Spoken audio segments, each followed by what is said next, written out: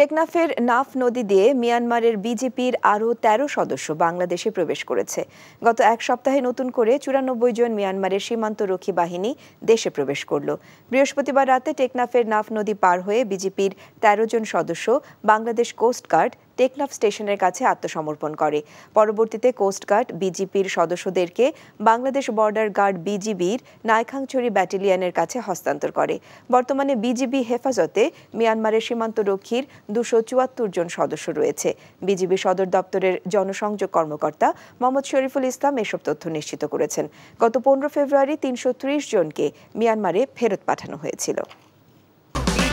এই ঈদে দেশ জুড়ে কেনাকাটার ফুর্তি হবে শুধু বিকাশে, সাথে ডিসকাউন্ট কুপন, ইনস্ট্যান্ট ক্যাশব্যাক।